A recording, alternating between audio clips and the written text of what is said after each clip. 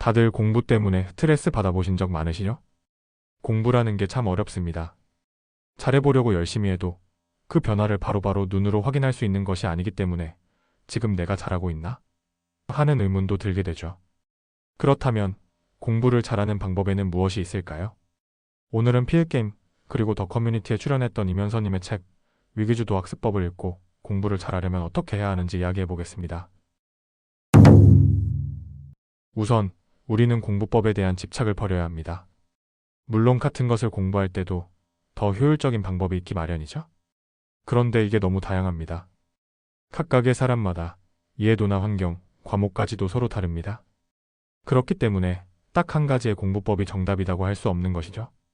그래서 나온 결론은 일단 공부나입니다. 일단 공부를 시작하고 부딪히다 보면 나에게 잘 맞는 스타일을 스스로 찾아가게 됩니다.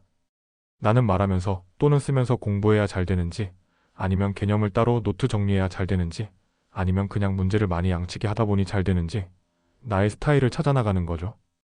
공부 환경도 마찬가지입니다. 사람 적당히 있는 곳에서 잘 되는지, 아니면 조용한 개인실에서 잘 되는지, 아니면 학교 야자 시간에 잘 되는지 등 다양한 시도를 해보세요. 그리고 내가 잘 되었던 시간이나 환경 등을 체크해보세요. 즉, 공부를 일단 하다 보면 자연스럽게 나의 공부 스타일을 알아갈 수 있기 때문에 일단 우리는 공부를 시작하고 많이 하는 게 우선입니다. 두 번째로 공부는 의지에 기대지 말고 환경을 통제해야 합니다. 이게 무슨 말이냐면 공부할 때 가장 방해되는 것이 무엇일까요? 바로 핸드폰입니다. 그리고 핸드폰 이외에도 아이패드, 노트북, 그리고 친구도 있겠죠? 결국 내 공부에 몰입하기 위해서는 이러한 방해 요소들을 통제해야 하는데요. 여기서 우리는 단순히 의지에만 기대서는 안 됩니다. 오늘은 진짜 독서실에서 핸드폰 안 봐야지.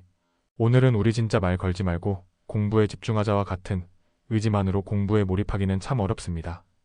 결국 우리는 핸드폰을 다시 보게 되고 결국 또 친구랑 사소한 거로 이야기를 시작하다가 1시간이 훌쩍 지나가 버리죠. 우리가 고쳐야 하는 것은 의지력이 아니라 환경입니다. 무슨 말이냐고요? 독서실에서 핸드폰을 보지 않는 가장 효과적인 방법은 핸드폰을 아예 가져가지 않는 것입니다.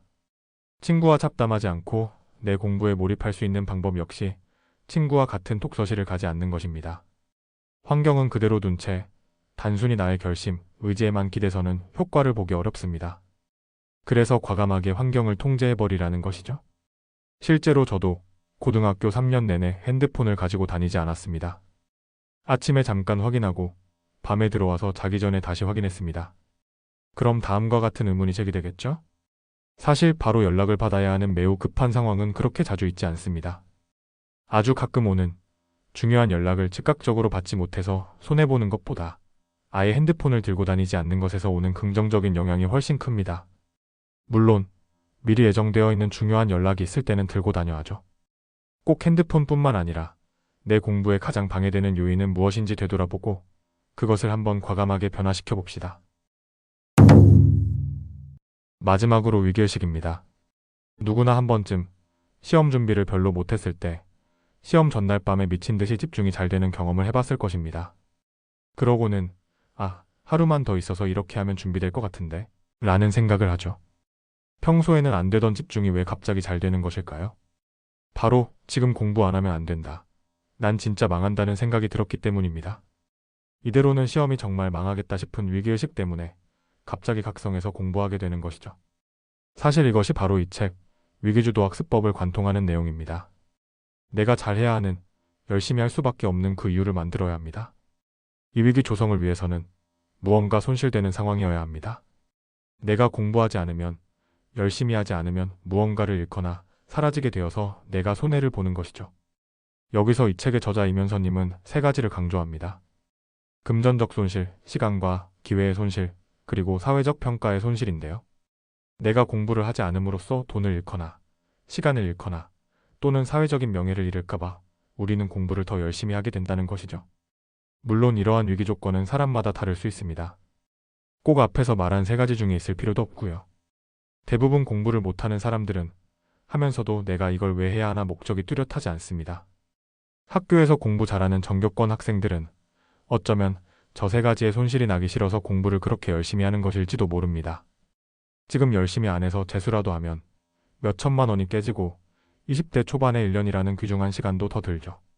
그리고 좋은 대학을 갔을 때 사회적인 명예와 인정 또는 전교 1등 자리를 지켜야 한다는 심리가 그 친구들이 공부를 열심히 하게 만들었을 것입니다.